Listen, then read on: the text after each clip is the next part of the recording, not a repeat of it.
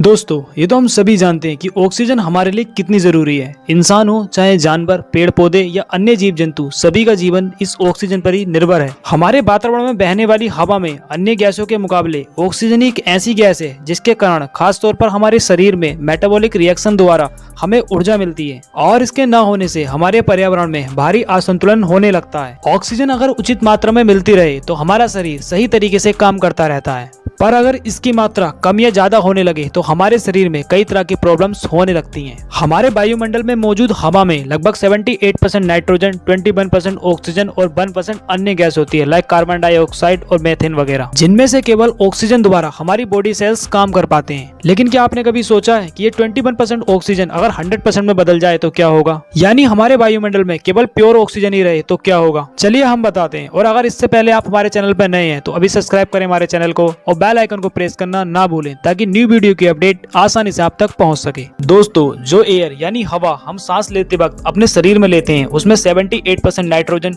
21% oxygen और लगभग 0.4% carbon dioxide gas होती है। और जो सांस हम बाहर छोड़ते हैं उसमें नाइट्रोजन और अन्य गैस की मात्रा उतनी ही रहती है, पर ऑक्सीजन और कार्बन डाइऑक्साइड की मात्रा बदल जाती है। बाहर छोड़ी हुई सांस में लगभग 15 से 16% ऑक्सीजन और 4 से 5% कार्बन डाइऑक्साइड होती है, जो हमारे शरीर में होने वाले मेटाबॉलिक रिएक्शन द्वारा बदलती है, जिसमें ऑक्सीजन हमारे शरीर में मौजूद ग्लूकोज और अन्य पोषक तत्वों को कार्बन डाइऑक्साइड में बदल देती है। इस रिएक्शन से निकलने वाली ऊर्जा यानी एनर्जी बॉडी सेल्स द्वारा इस्तेमाल की जाती है, जिससे हमारा खाना एनर्जी में कन्वर्ट होता है। इसके साथ ही ऑक्सीजन के हमारी बॉडी में बहुत सारे इंपॉर्टेंट काम होते हैं, जैसा कि हमारी बॉडी में मौजूद ब्लड सेल्स और टिश्यूज की प्रॉपर फंक्शनिंग और शरीर में बचे हुए कुछ टॉक्सिस यानी जहरीले सेल्स को बाहर निकालना। एक अडल्ट व्यक्ति 1 मिनट में औसतन 7 से 8 लीटर ऑक्सीजन अपने शरीर में लेता है और बाहर छोड़ता है, और लगभग 550 लीटर ऑक्सीजन औसतन एक व्यक्ति एक दिन में कंज्यूम करता है। प्योर ऑक्सीजन के प्रभावों को समझने के लिए हमें हमारे लंग्स यानी फेफड़ों की बनावट पर ध्यान देना होगा।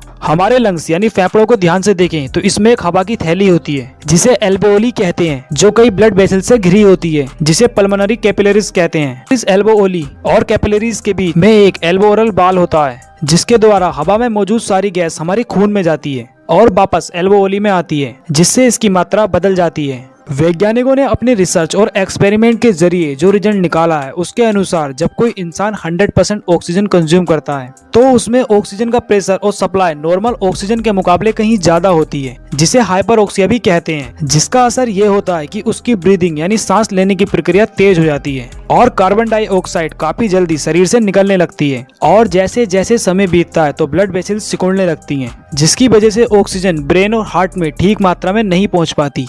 इसके साथ ही 15 घंटे से ज्यादा प्योर ऑक्सीजन कंज्यूम करने से हमारे लंग्स में एक तरल पदार्थ यानी फ्लूइड जमना शुरू हो जाता है, जिसकी वजह से पल्मोनरी कैपिलरीज डैमेज हो जाती है और सांस लेने में काफी ज्यादा प्रॉब्लम होने लगती है। जब प्योर ऑक्सीजन हमारी बॉडी सेल्स के साथ रिएक्ट करती है तो यह फ्री रेडिकल प्रोड्यूस करती है, जो आगे चलकर प्रोटीन, लिपिड और न्यूक्लिक एसिड को डैमेज कर सकती है। ज्यादा टाइम के लिए प्योर ऑक्सीजन कंज्यूम करने से हमारा नर्वस सिस्टम खराब हो सकता है, जिससे हमारे ब्रेन डैमेज होने का खतरा बढ़ जाता है। अलग अलग एटमॉस्फेयर प्रेशर पर सांस लेने के लिए ऑक्सीजन की मात्रा को बढ़ाया या घटाया जा सकता है, पर 100% ऑक्सीजन किसी को भी नहीं दी जाती, क्योंकि ये काफी ज्यादा रिएक्टिव और टॉक्सिक यानी जहरीली हो सकती है। तो दोस्तों, आज के लिए इतना ही। फिर मिलेंगे एक मजेदार और इंटरेस्टिंग न्यू वीडियो में। जब तक वीडियो को लाइक, शेयर और कमेंट करना ना भूलें।